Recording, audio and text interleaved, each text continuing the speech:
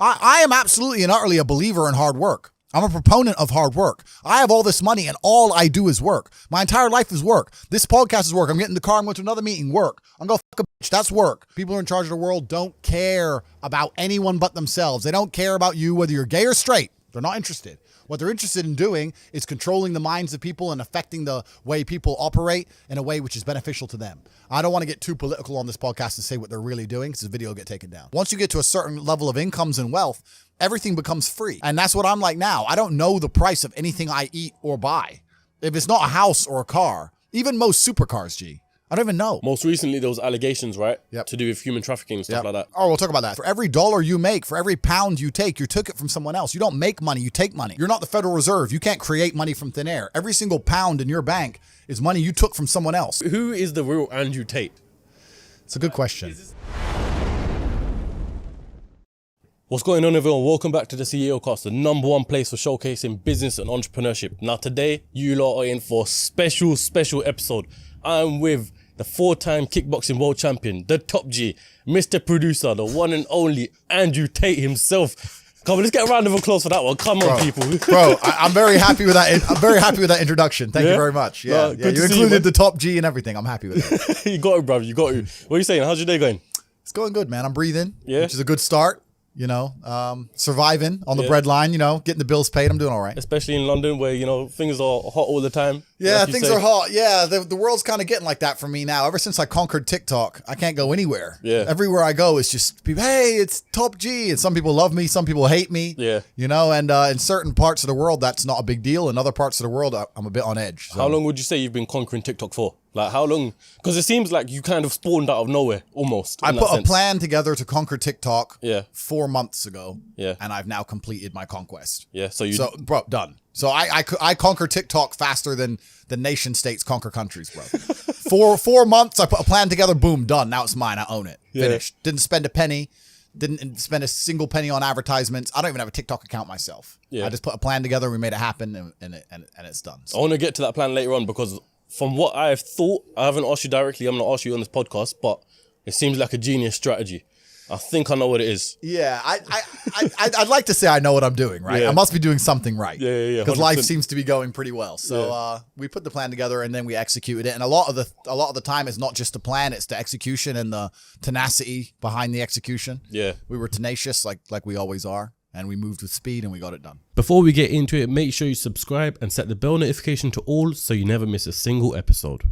You know what? This is why I wanted to get you on, because a lot of things that you say, a lot of clips that I see, resonate with me. Like, you see this your typical motivational speech, that shit don't motivate me. I'll be honest. There was a speech I remember about how much you want to succeed if you know, something to do with breathing. This guy called Eric Thomas. Yeah. That shit, I remember everyone was like, that's so motivational. It didn't hit me.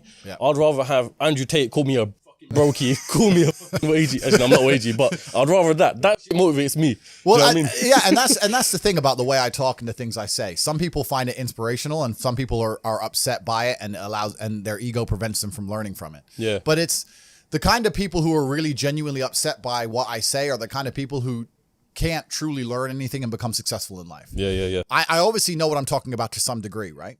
So if Mike Tyson walks in here and tells you he's going to teach you how to box, and says, you can't fight, you're a pussy. If that upsets you, then you can't learn, right? It's Mike Tyson. Just shut up and listen. Yeah. If someone, Richard and me, comes along and says, Andrew, you don't know shit, you're a dumbass and you're a brokey, I'm going to sit there and go, okay, maybe I am a brokey, Elon. Tell me something, right? I'll listen. But if you're going to sit there and go, don't call me names, and not listen, you're never going to get anywhere, right? You don't become the master unless you're very, very good at being a student. And I've always been very, very good at knowing when to shut up. But I've got to a point in my life now where I don't have to shut up ever. So I don't. How long would you say you were a student for? That's interesting. Yeah, I'm still a student of life, right? Nobody knows everything. And there's still a lot of people who I respect and will always respect and always am quiet around and treat with absolute respect. But I've been learning for a very, very long time. I've always been very, very observant, trying to pay a lot of attention. And life really doesn't have to be that complicated. When you see somebody that has something you want, you just got to try and work out how they got it. Yeah. And that's the missing part. Most people see people with things they want and they don't do the second half. They don't try and work out how they got that thing. Oh, my man has a Ferrari. Okay. I wish I had a Ferrari. Okay. They don't sit there and go for an hour. How did he get a Ferrari? It doesn't cross that part is the part they don't want to do, right? They just go, oh, here's a Ferrari, wish I had a Ferrari, and they go back to TV. Yeah. And that's why they lose. You know what? Here's where I want to start, because I feel like this point here is probably the point of which your whole life revolves around, right? I want to say, in my opinion. And that's the Matrix. Yep. Yeah. I want you to kind of break that down and explain it, because obviously I'm assuming you get the name from the film and the whole, what the film's about. Yep. But if you have to relate that to your life and life in general, what exactly is the Matrix? When I talk about the Matrix, I'm talking about the systems which have been created by society, which are deliberately designed to enslave. In the movie, the Matrix were used for our body heat, but here in this Matrix, were used for our efforts and our energies. And you're existing inside of a system which is deliberately rigged to make the rich richer and for the poor to stay poor. Yeah. And you can sit there and get upset about it. You can sit there and cry about it and say the system needs to change, which is what some people do, socialists, XYZ. But I know that's a waste of time, right? That's futile. The best thing to do is to understand the rules of the game and find a way to win. So yes, the game is rigged. Yes, the rich are always going to get richer. Yes, the poor are always going to struggle. And that's the way the game is set up. So you still need to find the best move on the chessboard. There's no point sitting there saying, I want to play a different game, because that's never going to happen. Because the people with the money are the people who have the control and they have the power. And why would they have the game set up any other way? Why would they change it? Right? It's also the basic of economics. I think a lot of people don't understand the true basics of economics. And the basics of economics state that even giving money to the poor, it ends up back in the hands of the rich. There's no way to stop the rich getting richer. I've already explained this before, but I remember during COVID when they did the stimulus checks and they passed out all this free money to everyone, 1,000. In England, they gave a lot more money, but in America, everyone got like $1,400 each and everyone was happy about it, saying, oh, he's giving money to the poor. Yeah, but what do those poor people spend that money on? Amazon stock tripled because they all went to Amazon. So Jeff Bezos got richer, right? But the fact is that there's less companies than there are people. All those $1,400 checks amongst all those people at the bottom ended up in the hands of a few companies. And the rich got richer, and you can't stop it. Doesn't matter if those people invested their money. Doesn't matter if they bought stocks. Doesn't matter if they bought a crypto. Doesn't matter if they bought a house, whatever. The people who have the assets and have the companies and have the control are always going to end up getting control of the currency, and they're always going to be richer. So that's kind of how it works. And it's getting worse and worse. It's have-nots and have-yachts. I think it's all about being opportunist, right? Because there's a lot of crypto people here right now. And I remember you was on your video or something. Crypto was at a point where it was like £3,000. So what's that, about $5,000? I want to say something like that. I think more or less everyone here bought some. Yeah. But the whole general public thought it was going to shit. Yeah. And the opportunity there, no one grabbed it. Yeah, and that's another thing about opportunities, right? Because you have to be positioned to take advantage of opportunities. Yeah.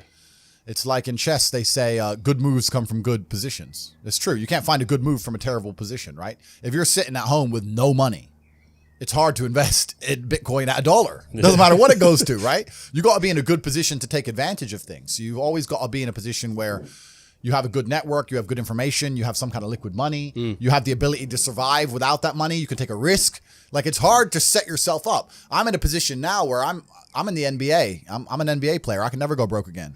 So it doesn't matter, right? Once you're in the NBA, I can throw $1 million at something. It doesn't matter if it works or not. So for me, it doesn't make a difference. And that's why it's so much easier. They always say the first million is the hardest, and they're completely right. Once you get to a certain point, you can gamble to a degree, right? Well, doing my research and stuff, you haven't always been a multi-millionaire, I want to say probably near billionaire level or something like that. So when did you clock all of this? When did you find out this side of life? I always knew that the Matrix existed, and I always knew that the traditional systems and From what age did you know? Say again? From what age did you know? I always knew. Okay. I just knew. Even when I was going to school and they're sitting there going, you're not going to get a good job if you don't get good grades. I was the one sitting there going, you're a liar. Shut up. I just knew the teacher was lying. I knew school was bullshit. I knew college was bullshit. I knew university was a lie.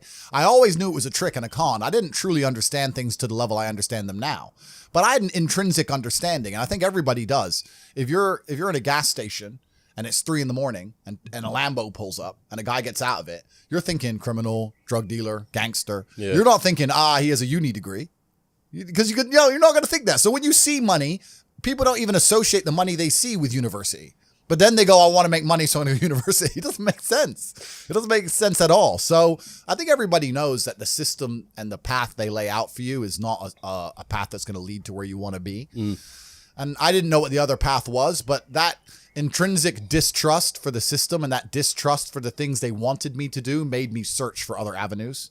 And then I found them, right? And if you speak to the people who are richest, if you speak to the people this is for everyone at home as well, if you speak to the people who have the most money and go up to them and say, hey, what made you rich? None of them say school. Do any of them say school made me rich? I got an A in GCSE. Like, who gives a shit? It's bullshit, right? So it's all indoctrination. So I knew it was indoctrination, and for that reason, I was always searching. And if you're searching, you're going to find. Yeah. So. No, I always believe that as well. 'Cause growing up as well, I always thought that. Here was my theory. I've got a theory of business studies. A lot of people thought I was full of shit and stuff, yeah? Yep. But I want to kind of hear your opinion towards it. Yep. So I've done business studies in GCSE. In my opinion, the whole textbook, everything, the teacher, everything's full of shit. Yep. Yeah, literally, I feel like they overcomplicate it and confuse it on purpose because they don't want entrepreneurs, right? And they want people to be stuck in the system. People said I'm full of shit because of that. No, I know exactly what you're saying, but they teach you things that the problem is as well, it's difficult because the way that humans work and the way that we've evolved as a species is that we don't really learn lessons unless they're learned the hard way. Yeah. I believe that unless a lesson has taught the hard way, you're not going to learn it. You can have so many near misses and people won't learn their lesson. Bro, you must know a guy who goes out there, nearly crashes his car, doesn't slow his ass down till he wrecks it. Yeah. Like, this is how people are, right? So you need that pain for the lesson to sting enough to really genuinely go inside of your mind. And it's the same with everything. It's the same with driving a car or business. Truthfully, if you want to learn a lesson about business, you're going to have to suffer at some point, right? So we always say that most people are not successful with their first companies, X, Y, Z, blah, blah, blah. I get that. The truth is there's a lot of people who make a lot of money with their first company, but they just spunk it, act an idiot, and it all blows up in their face. And that's how you get the discipline on your fourth company that when you have 3 million in the bank, you just leave it there. You know, and don't be done with it. So you need to go through some pain. You need to experience some negative things. You need to have to a degree some trauma to really even learn any lessons. So yeah, business studies. You're right. The book.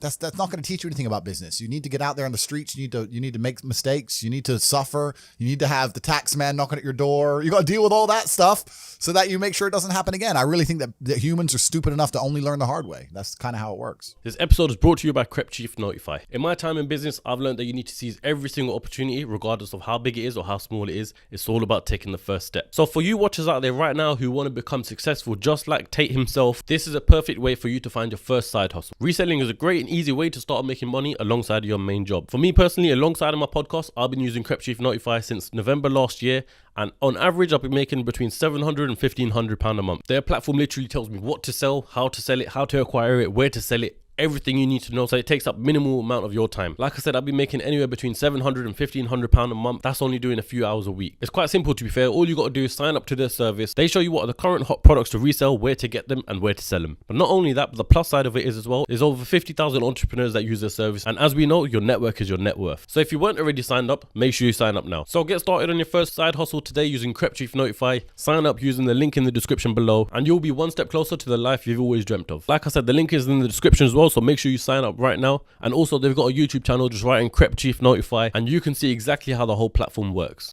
Before we dive more deep into your story, firstly, we need like 20,000 likes on this video. Secondly, I want to ask you one last question before we dive deep into your life here. I googled your net worth, right? Okay. And it says $30 million. How accurate is that? Because let me say before this, I see a $5 million Bugatti, and I'm like, maybe a guy with $30 million won't spend his money on a $5 million Bugatti. Don't make sense. So he's probably got some. Yeah, you know what's actually the saying? If you know what you have, you ain't got much. That is completely true. Yeah. I don't have a clue how much money I have. When I was broke, I knew exactly how much money I had. I had 117 pound in the NatWest, and that was it. I'm poor, rent's paid, I ain't got nothing else. When I was broke, I knew exactly how much I had. But now I'm at a point where it gets really difficult to truly measure how much money I have, because you have cash. Okay, that's easy. I have some crypto, which is constantly fluctuating. And then you have assets, and the price of the assets is constantly fluctuating. And then I have companies and income streams, which need to be valued. And how do you value them, right? They can be an 8 times multiplier in some circumstances, and others they'll be a 10 times multiplier. Yeah. So it's really difficult for me to put a value on it. If you were to say to me, how much money do I have in the bank?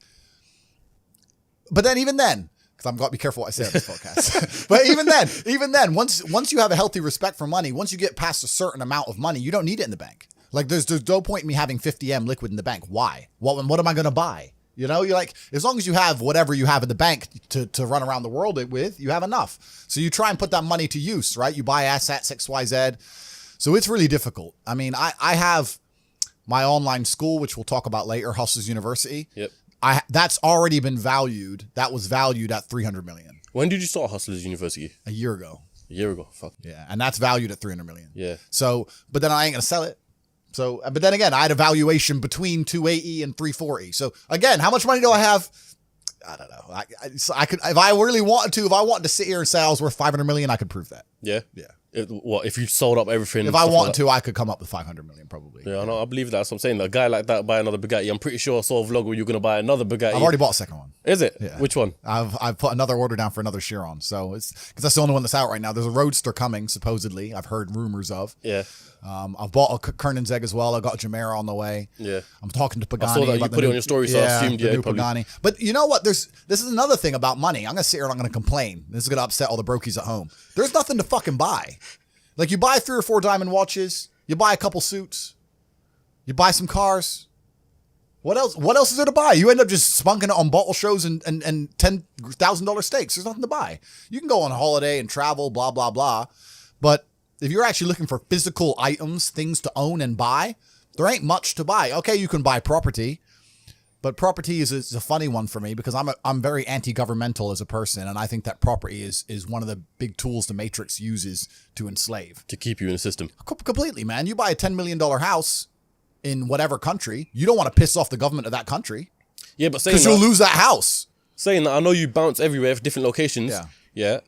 But what about buying houses in different locations? You still don't agree with that? Nah, because then you got headache if you got to look after it. Now it becomes a job, right? Yeah. There's a lot of people who talk about passive income, and we'll talk about passive income because I think that's the biggest scam on the planet. The idea of passive income in and of itself is a lie. You're the first person on the podcast to say that. bro. Yeah, no, like everyone goes, oh, I want passive income. Well, of course you do. Everyone wants passive income, but tell me how you're going to get it, because only having tenants is not passive income. Ask anybody who has tenants. It's fucking headache, right? Yeah. If I have a house XYZ, I got to make sure it's looked after, not broken into, the electricity's on, it's cleaned. I got to get someone on the ground. My assistant's got to deal with it.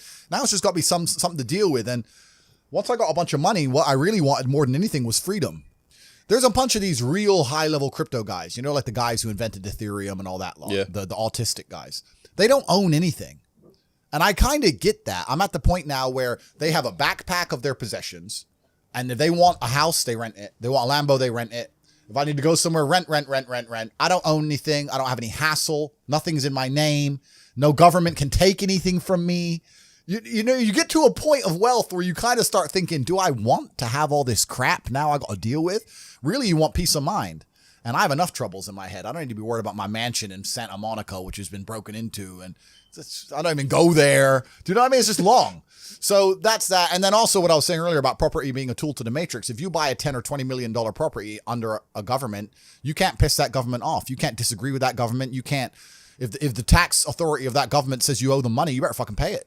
Or you're going to lose a house, right? Yeah. If they say you better take an injection in your arm for the good of society, you better take your vaccine. You better put your mask on. You can't even get a parking ticket, my G. Listen, if I'm in England right now, I don't own any assets in England, right? And I pull up in the DBS. Have you ever seen James Bond look for parking? Me neither. No, fuck no. He parks up and gets out. That's what I do. Park up, boom, get out. I don't look for parking. They put a ticket on the DBS. Let's say I decide not to pay that, right? What are they going to do?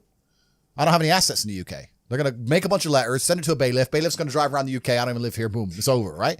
If I had a 20 million pound house, eventually it's going to go, the 60 pound becomes 120, 120 becomes 240. Yeah, bailiff comes, $2,000, $3,000, boom, boom, boom. Gets to the point where they're going to take my 20 million pound house off me. Maybe it takes 3 years, but they will, over a parking ticket. So by buying that property, you're now giving you're giving the government a way to hurt you. You're giving them a leverage over you. And I'm at the point of wealth now. I have enough hidden money where I don't want any government to have any leverage over me. I want a government to say, Andrew, we don't like you. And me say, get fucked. Safe. All right, I won't come then. Bye. And that's the problem with property. Property is a tricky one. I know you can make money with it, but you have to understand that they'll use it against you, man. It's a leverage. So, but let me ask you though. I completely understand the whole concept of coming out of the Matrix and stuff. Yeah. But for what reason? Like, what's the end goal? Like, where do you see your life in terms of in the future? I'll tell you why. I always knew I wanted to escape the Matrix before I escaped it. And let me tell you why. If COVID has not woke people up in the last 3 years, I don't know what's wrong with you. The government came along, closed your business down by force, forced you to have a medical procedure you didn't want, made you stay in your house and cover your face. because of something with a 99.9% fucking survival rate. They come along and literally broke every single rule. They broke the Geneva Human Rights Convention. Every single law that they wrote themselves, they just broke them all under the guise of safety. More people committed suicide from mental health issues, or more people died from missed doctor's appointments for real diseases because of this crap. They came along and did it because they were told to by someone above the government, because the government's not even in charge of anything. And now they've gone back to normal. Everyone thinks they're not going to do it again for some other reason. You think across the next 30 years they're not going to come back with some new shit? Fuck them. Next time, when they come along with this crap, I'm out. I'm bouncing. See ya. When they did this, I went to Sweden. Sweden was open the whole time. Yeah. Sweden never locked down. I was in clubs in Stockholm while everyone else was here locked in their houses clapping for the NHS like a jackass. I was in the nightclub. No masks, no vaccine, no lockdown, nothing. Running around with Swedish chicks. So I just run to freedom, right? But if I had, let's say, a big property within the UK, I can't just say, fuck the UK. Yeah. So once you escape the matrix and you try and find a way to get your wealth outside of the system, then you can exist geographically anywhere. And once you can do that, then laws don't really apply to you. If they made a law in the UK I was unhappy with, I'd just leave. And if they made a law in Romania where I live I'm unhappy with, I would just leave. I don't have to be a lawbreaker. I don't have to be a criminal. I'll just go somewhere else, right? So property kind of ties you down, things tie you down. And if you look at the real high levels of wealth, if you look at the billionaires and stuff, they're trying to do the same thing. They don't own anything. They have a share in a company which owns a shell company in the Cayman Islands, which owns this subsidiary of a company in Dubai, which owns a boat that they can use. Yep. It's that Aikido. It's the same thing. Get out of the matrix. That's what everyone's trying to do, right? You know what? I was going to ask you this later on in the podcast, but it seems like a good time to ask you now, yeah? You obviously, I wanted to initially do this podcast in Romania. I thought it'd be sick coming to your house. Yeah. You know, but every time you try to arrange something, you're on a jet flying off somewhere else. Yeah. Next places everywhere. So I thought, you know, while you're in the UK, we'll do it here. But what's your reason for moving to Romania? And do you own the house in Romania then? Yeah, so the house in Romania is owned by a subsidiary of a shell company, et cetera, et cetera, et cetera. We'll leave it at that. Yeah. But and I moved to Romania because it felt more free than the UK in certain aspects. And it is. In certain aspects, it's certainly more free. You're always, as an individual, you always have to make a trade-off. And the trade-off is usually between laws and the strength of the government and the judicial system and your safety, right? This is the usual trade-off. So Dubai, which I love and I spend a lot of time in, the judicial system is extremely harsh. The laws are extremely harsh, but it's very, very safe. I'll accept that trade. If you give me a powerful government and a powerful police force, but you give me my safety to wear a $5 million watch, I'll take that all day. But you have countries like America and England where the judicial system and the police are dangerous and they can mess you up at a whim, but they don't even give you your safety. So now I have to be scared of the cops arresting me for no reason and the criminal killing me. So they don't even give me a fair trade-off. So in my view, if I'm going to live in a country with a strong judicial system and a strong legal system, I want them to provide me my safety on the street and the safety of my family. And if they don't do that, I don't see why they're seen as so strong. There's countries in Africa and Southeast Asia, et cetera, where the judicial system's a joke. Then fine. The streets aren't safe. The police ain't doing their job. That all makes sense to me, right? But when the police are going to come along and mess you up for not wearing a mask or catch you for speeding and wreck your life, but they can't even offer you safety, then fuck them. So I decided to move somewhere else. And there are countries in the world where there's a really interesting, delicate balance of a government and a police force which are not strong. And when I'm saying that, I'm not saying I'm breaking the law. I'm not saying it in that way. I'm saying that minor infractions or tiny things I'm not going to be persecuted to the end of earth I would in the UK for a parking ticket. Yeah, it's right? mad because they literally say in the UK all the time, people get caught more for speeding and shit like that than people getting caught for stabbings. 100%, right? And this is what I even said. Like in Romania, you don't get parking tickets. You just fucking park. You just dump the car, nobody gives a shit, right? So it's just a different way of life over there. But at the same time, Romania and a few other countries in the world, a lot of them are in Eastern Europe, they have a strong morality because they're very religious countries. So although the police are not seen as a strong police force, they're not like the English police, they're not as well funded, they don't have as fast cars, whatever. Yeah. It's actually very safe because people just have a different view of life. Yeah. So it all adds up. So I moved there purely for small things, bro. Kept getting parking tickets, kept getting this, that, a letter. When you're living in the UK, bro, you get a new letter through your mailbox every day. Someone wants money for something. You did something wrong. You had some fun. HMRC. Yeah, you were breathing that day. Give us money. I was just like, fuck, why am I here? Bounced. Yeah. So I just left, and I had really good friends in Romania. I went to visit and ended up staying. But why not Dubai? Because me personally, if I was to move anywhere, I'd probably go to Dubai. I understand. I completely understand that. It's a good choice. And because the only thing we've been, like, us boys have all have probably been caught speeding, especially my man here. Yeah. And that's the only thing. They don't really give a shit about speeding like that. They'll pull you over, say, why are you speeding, all that. But the second you commit a proper crime, you're fucked. Yeah. You know what I mean? And I respect Dubai. I really like Dubai. And like I said, I even have no problems obeying every single tiny law down to speed if you're going to give me my safety. But if you cannot offer me my safety on the street, then I think that you've failed as a country and failed as a judicial system. And I don't see why I should have to comply with any of your rules. That's the basic understanding of it.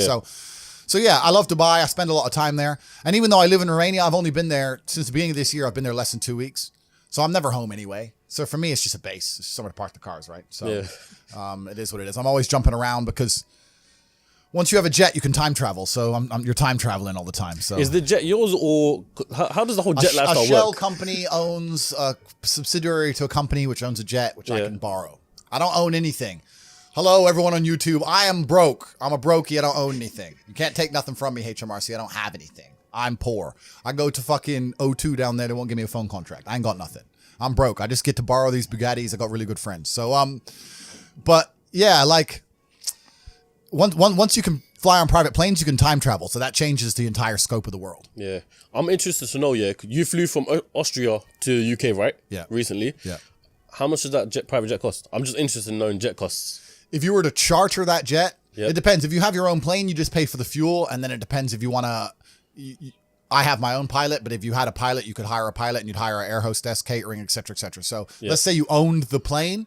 In fuel, that might cost you around $8,000. If you were going to charter that plane, it'd probably cost 25, 30 grand, something like that. So about 30 grand for the flight. Quick question: is your pilot a male? I'm gonna get all the feminists angry now when I say that I don't trust female pilots. Listen, women are amazing creatures and they're very good at certain things in the world and they're very needed. And I'm not going to sit here and say that women are unimportant or unneeded because they're not. They're very, very needed. But women can't even park cars, G. You see them. They can't even parallel park. You're going to trust them in the sky? Like curb your plane? Fuck no. No, sir. Give me a man, please. Give me a man. Give me an old man who's in the military, done a lot of years. It's getting bumpy. I need to have confidence. Like I have some chick up there doing her lipstick. No, thank you. So, but yeah, jets changed the game. That's another thing because even before COVID, I never thought I'd buy a jet. I thought big spend of money or waste of money, right? How much are they? About 20 mil? It depends on the plane you get. Depends how you want to have it fitted out, that kind of thing. Yeah. But I never thought I'd buy one. But then they tried to keep telling me to put a mask on. I couldn't have it. So I had to get one. And then once you get one, it completely changes how you view the world because now you can time travel. If I wanted to fly to, let's say, Vienna from here on a normal airplane, let's say the flight's at midday, I get to the airport at 10 a.m., sit around for 2 hours, fly at 12, land at 2, another hour. By the time I do the passport, get my bag, my whole day's gone, right? Yeah. But if I want to fly to Vienna with my plane, I send a text message, say we're leaving at 12. I get there 11:59. We take off at 12. I land, and by 12:01, the BMW's on the runway. I'm back on the motorway, right? So it literally only takes 2 hours. All the things other side are gone. It takes 2 hours to get in and out of central London. Yeah, in a car. Yeah. So I can get to Vienna. To me, going to Vienna now is the same as going to West End. It's like cool. It's an hour. It's 2 hours, hour and a half. 30 minutes, boom, boom, boom, whatever it is. So it changes how you view the world. And that's why I end up jumping around all over the place. Because I got something to do here, there. So it's 4 or 5 countries in a day sometimes. And that's mad. You're like, bro, let's organize this thing. I'm like, I don't even know what I'm doing by 6 p.m. Bro. I don't know what I'm doing next week. I appreciate the fact that you're here. I actually got shook because when we were talking about doing this on Friday, I saw your story and you were jetting off again. I thought, fuck, like, what's happening? And then you're back because anyway, yeah, bro, it never ends. So I have to stay flexible. There's a lot of things I have to do in a lot of places, and I wake up each day and decide which one's going to get done. And yeah, it goes. You know what? I think now is a good point to transition all the way back to now. You understand your lifestyle how it is now. Let's dive it all the way back to the point where you were a brokey. Brokey, yeah, the good old days. The good old days. Yeah. Some of the best days of my life were brokey days. Bro. You think? Yeah. Yeah, man, I miss the brokey days. Why? Because when you have limitations, money makes it fun though. Money does make life fun, but when you have limitations, you're better at living in the moment and you're better at appreciating things. So what happens is now at my point, right? No matter how much fun I'm having, it's always, even if it's only 1% in the back of my mind, that it could be more fun somewhere else. If I can go anywhere I want all the time with no limitations, I never have to turn up to a job. I don't have anything I have to do. I can go anywhere, right? And I got a plane waiting for me. If I'm in Marbella in the middle of a party, no matter how good that party is, how much fun I'm having, whatever girls I'm with, whatever, and my boy texts me from Mykonos saying it's going off in Mykonos. Part of me is thinking, should I just, I can get there by it's 3 a.m. now. I can be there before the club closes in Mykonos. And then it's hard to just live in the moment and be happy with what you're doing. Does that make sense? Yeah. Because there's unlimited choices. It's like going to Tesco. If there's only one sandwich, it's fine. If there's 100 sandwiches, you start reading every sandwich. Yeah. Which one's the one I want? Maybe that one was better. So the brokey days were good days, bro, man. Like I'd get McDonald's and you're laughing with your boys. Yeah. The brokey days are great. And I'm not complaining about being rich. Obviously I worked hard for this and it's a fantastic life I live now. But I think without those brokey days, without those original days to compare it to, without that juxtaposition, then I don't think being rich would be fun at all. I think it's only fun because you can compare it to the days when you weren't rich. That's the only thing that makes it fun. The only thing that makes a $10,000 steak fun is that you can laugh saying how you never had 10 grand in your bank till you were 27 years old. Yeah. Like otherwise it's boring. Otherwise steak. And I think if you're born with too much money, that you'll never truly be happy. I think you need the brokey days. They're the best days. Because some people are literally brought up rich, born into money, essentially. Yep. You know, if you're born and your dad's got Ferraris, Lamborghinis and stuff like that. Yep. You think that they're not really experiencing true fun, happiness sort of thing because they don't know the difference. It's not the destination, it's the journey. And humans, we all work in regards to, it's even the way the human body works, right? If you're driving at 200 miles an hour, you don't feel it. You only feel the acceleration getting to 200 miles an hour. Yeah. So if you were born at 200 miles an hour, it doesn't feel fast. It doesn't feel fun. My life feels fun now because of all the acceleration to get here, and I can remember the times when I was stuck by the side of the motorway without a car. Yeah. So I have that juxtaposition. Without that, it's not even interesting. It's not even fun. So the brokey days, anyone who's out here who's broke, good. These will be the happiest days of your life once you made it. You just got to remember everything and sit around with your boys. I mean, maybe some people change with money. Maybe if you get new friends and things change, but I hang around with the exact same people I did when I was poor. I got the same friends. I live with the same people, the same guys, same jokes, nothing's changed for me. So for me, I'm just a broke guy with a bunch of money. That's all that's happened. Just the financial situations have changed. Yeah, the financial situation's changed. That's it. So what, you grew up in Luton, right? Yep. So what was your whole upbringing like then? Yeah, so I life, everything. Yeah, so I was born in America. I left America when I was 10. Yep. Moved to Luton, where my mom was originally from. Went to Lee Manor High School in Marsh Farm. I think it was one of the bottom 3 high schools in the country at the time. Went to a nice rubbish high school. Went to college, did some A-levels. Rejected university because they tried to tell me to do a personal statement. I couldn't be bothered. Is it? Yeah, that was literally What would you have studied in uni? I did really well in my A-levels. In my GCSEs, I didn't try. And I got a bunch of B's and C's. And I know I'm a genius, right? So it annoyed me. So I thought I'm actually going to try for my A-levels. So I got a bunch of A's. I did business studies as well, got an A. And then I did some advanced diploma in business studies for the top 1% of scores or some crap. And I got a merit in that. And then I was offered a place at, what was it called? Begins with A. Ascot. Okay, yeah. That's in next to Birmingham. Yeah. For advanced business, like basically what every man would dream of, right? Advanced business, university, blah, blah. I offered this place. And they said I had to do a personal statement. And I said, no, I don't. I've already been offered a place. They already give me a place because I'm the big G. Look at my scores. I'm a genius. And they said, no, you still have to do a personal statement. I was like, why? Who's going to read this? Hi, my name's Andrew. I like to run. You literally got to I go to the gym. Like, no one's reading this shit. Like, why am I even writing this? It offended me. Yeah. And my class tutor, or whoever she was like, well, everyone's doing one. And I was like, you know what? Get fucked. And tell Ascot to get fucked too. So I didn't even go. I quit that. My mom went nuts, obviously. Told her I was going to be a kickboxing world champion. She's like, no, you're not. Wrong. So I just started kickboxing. I got a normal job. I got a wagey job. I was a wagey. I was working as an IT technician in my former high school, fixing laptops. Okay. Got fired from there for sleeping with the head girl. You know how it is. It's hard out here. How old? I was like 18. Oh, shit, and she was 16. So I was like, what's the problem? And they're like, oh, yeah, but you're a member of staff. Da, da, da. So, whatever. So I got fired from there. And then, I got some sales jobs. And I was training hard to fight. And I think sales jobs are probably the best job any person can get. If I had to get a job again, it'd be a sales job. Because you learn a lot as a salesman. And sales is a really important skill. You learn a skill. And also, if you're actually good at it, it's not even really like having a job. They don't fire the top salesman. Yeah, no, they don't. They do not fire the top salesman. You turn up late. You crash your You're car. selling, yeah. Well, sorry, G. Boom. Here's my numbers. They're like, oh, all right, dickhead. But all right, bye. They don't give a fuck if you're the big boss, right? So if you're a salesman, it's the only time you get any kind of freedom, and also all the responsibility and all the pressures on your back where it belongs as a man. You need to adopt stress and adopt problems if you want to be successful as a man, and as a salesman, you get that. So I had a bunch of sales jobs. I did a bunch of sales things. I was fighting, became world champion, started making money with fighting. But even fighting, kickboxing is not boxing, bro.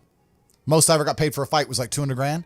Yeah, because some boxers, I think Amir Khan for his last fight, rumors have it that he got paid about 6 million or something like that. Yeah. Boxing's different. That's big money, yeah. Yeah, it's big money. But as a kickboxer, you don't make that much money, man. I had an apartment and a BMW, and I was doing all right, but I wasn't balling. You know, I couldn't just pull money out the sky and just do whatever. Like if you're fighting twice in a year, yeah, and let's say you get 50 grand for one fight, 40 grand for another fight, 90 grand? By the time you give your manager 20%, pay all your rent, paid your car, but you ain't rich, right? And that's the best you'll ever get at kickboxing ever. Well, even at top level. Top level. You have to go to UFC, and even most UFC fighters have no money. Yeah. You got to be the champ to get paid. Yeah, people saying Dana White really robs their fighters. Well, I mean, the thing is with the UFC is that everyone says Dana White should pay them more, but look at how liquid the UFC is. Even during COVID, when basically every other organization couldn't function and shut down, he managed to keep shows running. He managed to keep UFC running, keep fighters getting paid, keep fighters in shape. I mean, I know a lot of kickboxers who didn't have a fight for two and a half years. How are you going to stay in shape for 2.5 years? Yeah, and then you come out doing what? Yeah. How are you going to drive to the gym every day, eat good every day without you're not even getting paid to fight now? So it's hard. So maybe he does rob the fighters. I don't know, but he's an excellent businessman. He's provided a platform for people. But the point I'm trying to make is that fighting as a career path is a terrible career path because it's just too hard to make money. Too much can go wrong. You can get unlucky. You can break your hand. You know, you can get sick on the day before a fight and then lose the fight because you had a bit of a cold and now you got knocked out and you're you know what I mean? Like it's hard. It's too hard. It's unpredictable. So I always knew that even when I was fighting, and I was always trying to find a way to make money. Even when I was fighting, all I did was try different ways to make money. I tried a million things, and that's what you have to do. You have to try a bunch of things and learn a bunch of lessons until you finally find something that works. So, and when did you find when did you have like your first taste of true money sort of thing? That's a good question. And I think one of the reasons why I was so motivated to make money is because even when I was completely broke, through fighting, I had access to a lifestyle. I saw money, right? So, man, I can tell you stories now that even sound stupid to me. I went to Deauville, France to fight for a world title. And I was sitting there and the promoter hadn't turned up yet. And I ordered 2 waters, 2 Perrier. Yeah. And they came and they were like €9 each. And I paid for them. And I said to Tristan, 20 quid for fucking water. Because we're brokies. We're just like, and he's like, yeah, that's crazy. And we look around and there's all these tables just with water, champagne, food, you know, like $1,000 lunches, 1,000-pound lunches. No one gave a shit, right? And we're sitting there going, where are we going wrong with life? Like, we're worried about the price of water. That dude's got a lobster. He's got like a big bottle of champagne. He's got 3 chicks. Like, we're going wrong. So I always knew there was outside of the matrix. There were these people who were living in a way that money didn't have any significance. Money wasn't real to them. So I always knew it. I was always around it, especially through fighting. I went to a bunch of crazy countries, Kazakhstan, all these places. We're in Kazakhstan, a poor country. It's just G-Wagon, G-Wagon, G-Wagon, G-Wagon. I'm like, what's going on? Like, there are people who are living outside the matrix. And once you live outside of it, once you get to a certain level of incomes and wealth, everything becomes free. Like, when I was looking at the price of that water, no one else in that restaurant even looked at the price of anything. It didn't matter. Yeah. And that's what I'm like now. I don't know the price of anything I eat or buy. If it's not a house or a car, even most supercars, G, I don't even know. If I want the new Maserati, the MC20, the Spider, I'm just going to text my boy, yeah, fully spec, every option. And it's going to come out the bank and I ain't going to notice. Like, it doesn't make a difference. If I have 11.8 million or 11.4 million, what difference does it make? It doesn't mean anything. Yeah. So you get to a point where the whole world's free. And then you start just buying stuff, not because you want it, but because it's completely free. So even if you 1% want it, right? You're like, oh, well, maybe I might use it once. 400 G's. I might drive it one day this summer. Yeah. You know, and that's how you get to. It's the same way people just buy coffee at a whim. You end up doing that with everything. So I always knew that kind of life existed. I used to talk with my brother about it all the time. I was like, bro, we're doing something wrong. Something doesn't add up. We're still thinking in terms of like make money, spend money, money in the bank. It doesn't. There's people who are living for free and they just point at things and they get everything they want. And my brother used to call me crazy. He's like, "What are you talking about?" I was like, "No, there's the Matrix. We're inside the system. We need to escape." And now I managed to find a way out. So I always knew it existed. I was always looking for it. And it does exist, man. You can get to a point of income. You can get to a point of wealth generation where literally everything, I don't know how else to say it. I want to say it in a more articulate way for the sake of the podcast. The only way I can explain it is everything is free. That's how I view the world. Everything's free. If I want something, it's free. I want dinner's free, coffee's free, supercars are free, private jets are free. It's free. It's free. I just want it because all they want is numbers on a screen. Yeah. And numbers on a screen are what's the numbers on a screen? It's nothing. It's free. I don't know how else to say it. You're telling me if I give you some numbers on a screen, you're going to go and build me a W16 fucking Bugatti Chiron Pure Sport and you're going to deliver it to me in my house and you're going to put it in the color I want and it's going to be gorgeous and beautiful and everyone's going to be jealous and you're going to do that and all you want is a few numbers on a screen? Safe. Take it. Take it. I don't give a fuck. It's free. I don't know how else to explain it. That's the world. That's the level the world gets to. That's mad.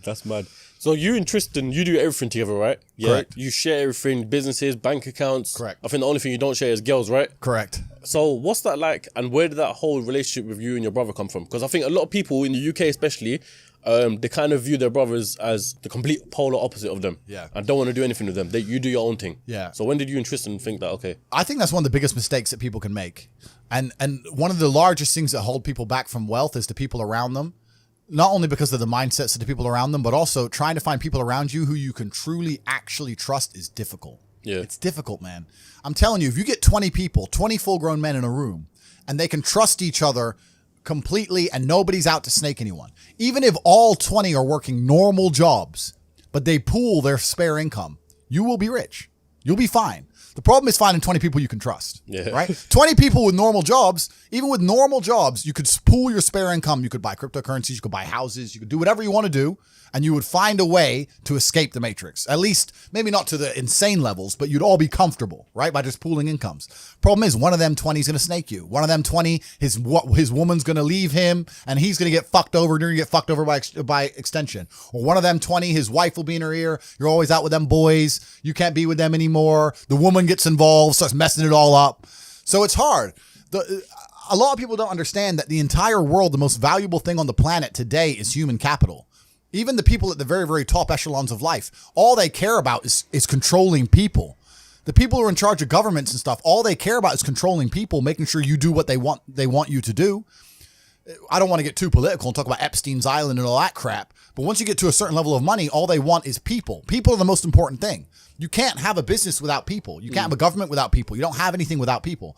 So I don't see why you wouldn't have the people you're born with, who share blood with, and just do a handshake as men and say, okay, let's not fuck each other over and let's get rich. Because now you're doubling your manpower, right? You're doubling up. So I think that I was always close with my brother and he's always been close with me because we are a team and you need to have a team. And if you have a team, you stand a better chance.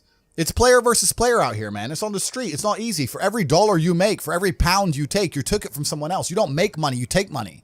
People don't understand the way that money works. You're not the Federal Reserve. You can't create money from thin air. Every single pound in your bank is money you took from someone else. And when I say take, I don't mean it in a negative way. You might have convinced them to give it to you. You might have a coffee shop. I'll give you a nice coffee. You'll give me some money. Cool. But you still took his money, right? So if you're out here trying to take stuff from other people, don't you want to have a team?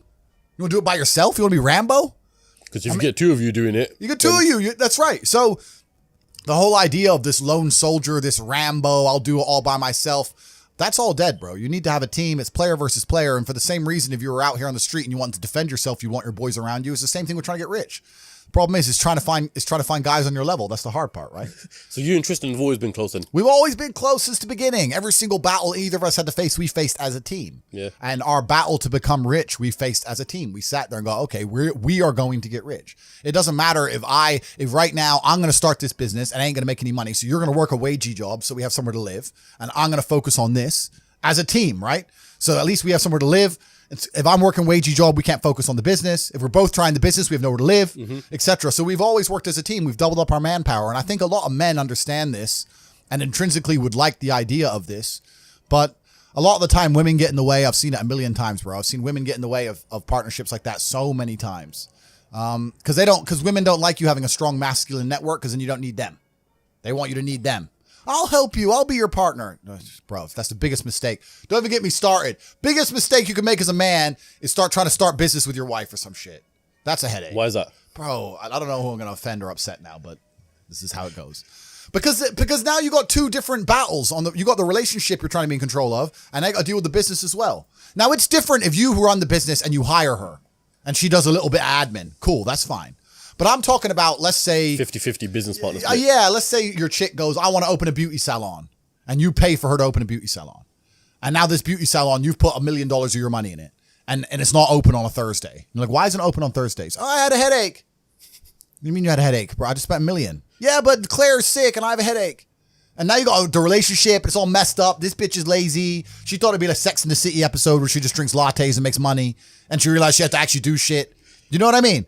And it's all getting messy there. Whereas when you're with your boys and let's say you invest $1 million in something, it's not open on Thursday. You can go to his house and say, what the fuck's wrong with you? Don't be a bitch. You're a man. Yeah. You could just say, look, we need to open. You can't do that with chicks. It's hard. So even now, I've got 45 people who work for me and not a single one is a female. Not one.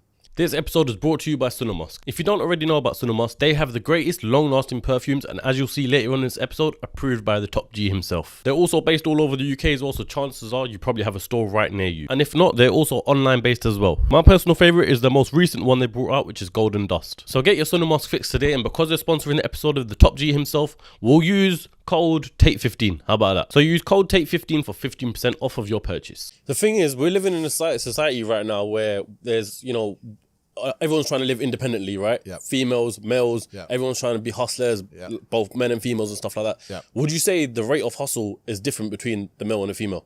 Well, women don't need money. This is the thing. I mean, there are women out there who say they need to get the bag and all this crap. I think it's a very masculine mindset for a female to have. Women don't really need money, not to the extent a man needs money. I mean, I understand they need to live, and they say it's expensive to get their nails done, blah, blah, blah. But they don't need a nice car. They don't need a nice place to even live. They don't need to pay for bottle bills or table spends or none of these things. They don't need any of that if they're attractive. So being attractive in and of itself is a currency. I don't know if this idea of ugly even then is warped because let's say a girl, right, goes to the gym every day. Her body is banging. Her hair is long and it's nice and it's maintained. Her nails are done. She's got a nice manicure. She's got sunglasses on. She's dressed up nice. She's got a little dress on. She's got heels on. She's walking down the street. It's hard to be ugly. Do you know what I mean? Like, you might only be a 6, but you're all right. Like, dudes still want you. Still bangable. You're still, do you know what I'm saying? It's very hard as a chick to become unbangable if you're trying your best. Unless you fully give up. Unless you give up.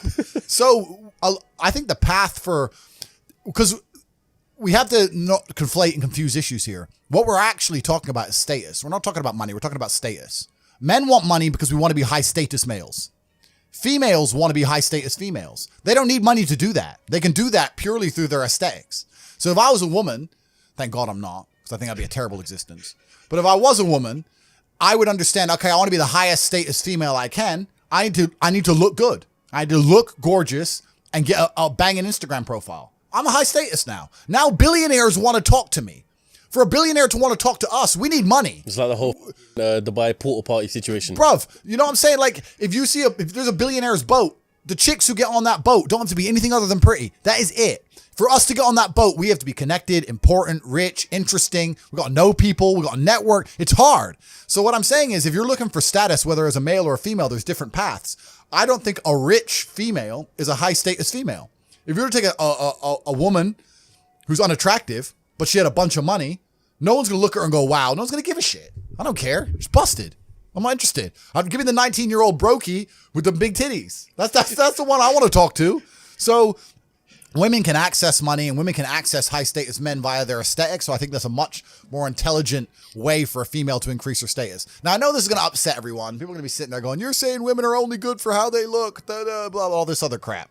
I'm not saying that. I'm saying that women are judged instantly on how they look. Just like men are judged instantly on our status, how rich we are, the car we turn up in, the table we're sitting at. Yep. That's the real world. Now, maybe you have more than just some big tits. Maybe you're also a nice person. It's unlikely, but maybe you are. But we're just talking about status games here, right? Yeah. So any woman who's dedicating herself to hustling instead of dedicating herself to the gym is making a mistake. You think, yeah? 100. Why? Just get rich man, get hot and get rich dude. Like, why? And they go, oh, yeah, but maybe he leaves you. He won't leave you unless you fuck it up. Just be quiet. It'll be fine. So you noticed this, and transitioning it on, you started a webcam business, right? Yeah, so my first ever business, and people have the really wrong impression of this, but I've explained it a lot of times on the internet and a bunch of other podcasts, so I won't give the really long story. But the first ever business I made a lot of money with was a webcam company. So how that company started, I've told the story. It was a really long story, but basically it's like the old chat lines. Used to have people on the phones, and guys used to call them up and speak to the chicks. That kind of modernized and changed to have webcams, including video. So I identified this, and I knew some girls who wanted to make some money. So I was like, look, instead of working in Starbucks or doing this other admin crap, come do this. I'll pay you triple. And then we started that.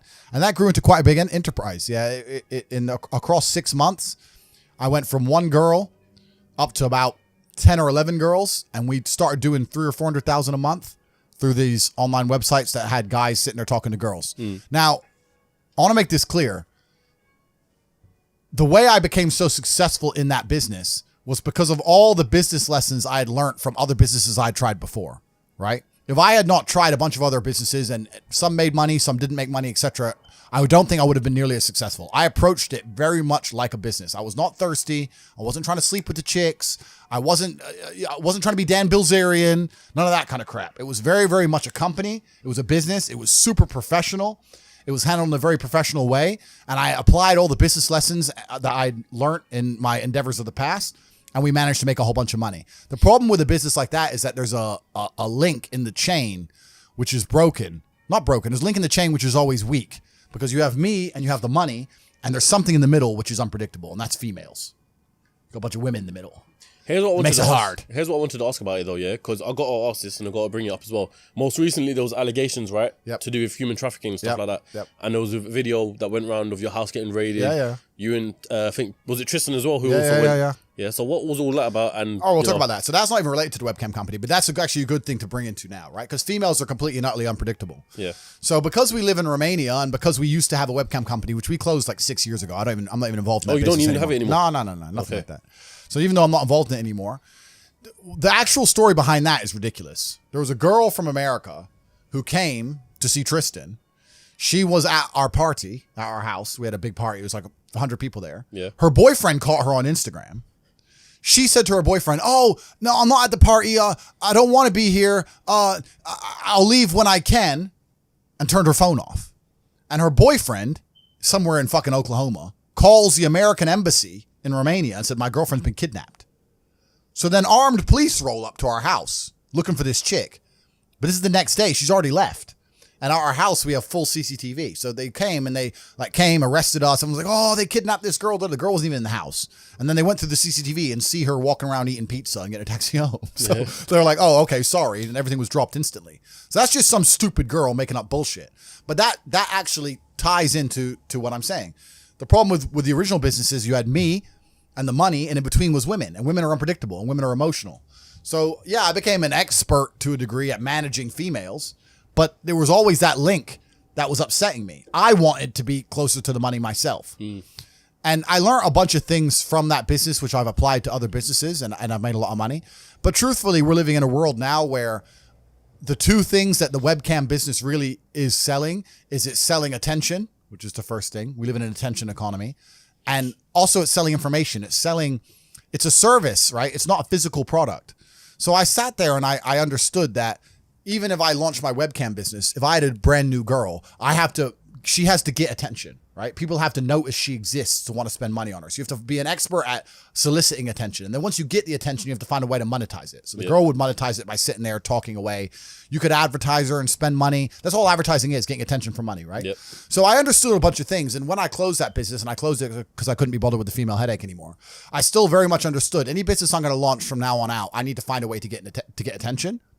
Not in a negative way, not in an attention-seeking way, but that's what adadvertising is. Yeah, how you need do to get I yourself out there? Yeah, how do I get attention in the world today, which is difficult? And then once I get that attention, how do I monetize it? Yeah. Because that's the world we now live in. Rihanna, when she launches a makeup brand, no one buys it because of the makeup. They buy it because it's Rihanna. She has attention. She can monetize it any way she chooses. Rihanna can launch a fucking clothing brand, makeup, sofas. Who cares? It's Rihanna. Yeah. She's going to sell. right? So that proves that we now live in an economy, we live in a world where the most valuable currency, the most valuable thing that exists is attention. It's extremely difficult to get because people's attention spans are lower than ever. Yep. Bro, they're non-existent. Have you ever watched someone on TikTok? Next time someone's on TikTok, watch them, because I don't have a TikTok account myself, but I see people on it. How long do they give a video to interest them? Maybe a third of a second. They're like, not interested enough, move on. Bro, that quick. If you don't get my attention in 0.25 seconds, I'm not interested, right? That's how hard it is now. So, and it's getting harder and harder because the apps and the algorithms are retraining our brains to do that. Yep. So now we live in a world where if you can find a way to hack these algorithms and you can find a way to get attention, and there's lots of different ways to do that, then you can find a way to monetize it. And off the back of that, you can become a very, very wealthy individual. See, this is where for me, it's, as you say that, it's clicking more and more in my head with Hustlers University, realizing that, to monetization and attention syncs together. Yep. That's why there's so many clips of Andrew Tate on TikTok. And so I was speaking about this with one of my guys, yeah, and basically we were discussing the fact that if you join Hustlers University, one of the things that you teach us to do, I don't know if you allow me to say it, is affiliate marketing, right? Yep. So one of the things that people can do is get a referral code for someone else to join Hustlers University, and that's why they're making TikToks, because if you check the pinned comment on there, it says join Hustlers University with this referral code. Correct. So and so like that. Correct. Yeah. That's So mad. inside of Hustlers University, we have 18 modern wealth creation methods. So we teach how to make money 18 different ways. And when I say modern wealth creation methods, it's because a lot of the wealth creation methods that you're going to hear from older people simply don't work anymore. Such as property. Property. I mean, of course, the old guy is going to sit there and go, save your money, put it in a savings account, get a mortgage. Bro, of course that worked for you. You were putting money in a savings account, getting 4% interest. Yeah. Now they won't even give us 1%. You're putting your money in a savings account. You bought a house for 85 grand. Now it's worth $500,000. And at the time you bought it for 85 grand, you were probably earning 30 grand a year. Yeah. Now I'm earning 40 grand a year. The house has cost 10 times more. I get no interest on my money. So everything you're telling me is outdated. It doesn't work anymore. If you're going to follow the path that your parents followed, you're not going to ever become rich. You need modern ways to make money, modern wealth creation. And I won't say what all 18 are, but we teach them inside of Hustlers University because there are ways to make money in the modern world, which no one in your school is going to teach you, which none of the older people are going to know, they're going to talk about. There's a lot of ways to do it. And one of them is monetizing attention. So what you just said in regards to the affiliate section is one of the 18 ways. There's a 16-year-old kid making 45 grand a month from his TikTok because all he's done is he's gone into Hustlers University. He's joined. He say, okay, how do I get attention? I'm 16. I'm not a flawless orator. I don't have a life or life experiences which are interesting enough to be used in a podcast, which are going to ever allow people to pay attention to me. Yep. But Tate does. So let me go and find all of Tate's old stuff. Let me chop it up. Let me make a TikTok for Tate. That gets attention. How do I monetize attention? Now people are on my page. How do I monetize it? Well, I can take my referral link. I'm in HU. Here, they can sign up, get 50% off my link. Boom. So he's taking attention. The attention that I generated, all he's done is chop up some TikTok clicks, monetized it, and he's making 45 grand a month. Do 16. That's mad. Bro, so like it's crazy. So there's so much money that can be made, but you have to find a way to get attention in the first place, right? That's the hard part. And if you look at a lot of companies, so many of them have huge profit margins, but they have to spend all their money on advertising to sell any product, and then the margin gets wrecked because they have to get attention the old-fashioned way, which is advertising. And that's a very expensive way to get attention. You need to find another way now. And it's difficult. That is the only hurdle between being broke and being a billionaire. Attention. How do you get it without embarrassing yourself and being a jackass? Because no one buys from a clown, right? Mm-hmm. So me, I'm lucky because I've had a very, very eclectic life, and I'm good at speaking, and I have a good memory, and I have a lot of stories, and I can sit and tell people, and I can talk in a way that make people know I know what I'm talking about. So that's how I get attention, right? Yeah. But if you don't even have that, then it's difficult. It's hard. You got to find a way. But yeah, that's what Hustlers University is all about. And we teach people how to monetize attention, and we have 17 other ways to make money. And now we have, as of this, and I'll check right now, I think we have 64,000 students. 64. I think I was watching an emergency meeting or a clip of it or something like that. I think you said at the time it was 32,000. 64,835 students. Yeah, mad. And what's impressive about that is not that I've managed to attract 64,000 people to join Hustlers University. The fact that they're staying. It's the fact they're staying. The fact they're staying means that there's 64,000 people making more money each month than they pay. It's only $49 a month, right? So there's 64,000 people who I have successfully taught to make more than they've invested. No school, no business school, no university will guarantee you month on month you make out more than you put in. None. Only mine. And I don't exist in a vacuum. The educational system exists in a vacuum because the loans that they'll give you, you can only spend on that education. If they were to open it up to fair market, nobody would go university. If they're to say, here's 50 G's, you can buy Bitcoin, you can start a business, you can put a house deposit, or you can buy a degree. Who's going to choose a degree? No one. So they deliberately link the loan to the education and say you can only have one with the other because then they don't exist in a fair and open economy because they wouldn't be able to succeed in a fair and open economy because they are selling a scam. They're selling a lie. I exist in a fair and open economy. You don't have, if you spend $49 with HU, you can spend that on anything else. You can go buy Snickers. But on the contrary to that, go buy Netflix. Let me ask you this, yeah, because in the UK, a lot of people see course sellers as scammers instantly. Whether the course is good or not, people always say scammers, yeah. And there's some videos I saw about Hustlers University, people thinking it's a scam or it's not. So the argument I would have for you is, what's in it for you? Like, what do you gain from having a Hustlers University? Because you're rich already, so what difference does it make? That's right. So firstly, there's always going to be somebody who thinks it's a scam. And man, people are saying Bitcoin's a scam. People are saying some of the most fundamental, rudimentary, new financial systems on the planet, like the blockchain, are a scam. There's always someone who's going to say something's a scam. There's some people who are negative. And the reason that people are negative like that is because it is a disguise for their laziness. If they say something is a scam, they don't have to try. Yeah. Right? If they have to, I'm not saying HU is going to instantly make you rich. You have to work like you do on anything else of value. You have to get in there and try. If they get in there and they don't want to try, what's the first thing they're going to say? Scam. I joined. He told me to do something. It takes an hour and a half. I'm lazy. Scam. That's it. That 16-year-old kid making 45 grand, he's making TikToks all day, every day. He's working. Like, he ain't getting money for free. He's sitting there finding videos, chopping them up, making them entertaining, adding the fucking titles. That he's working for. The thing is, like we were going back to earlier, people ain't got the attention span. People ain't got the attention span to work anymore, right? So there's always gonna be some idiot who says it's a scam.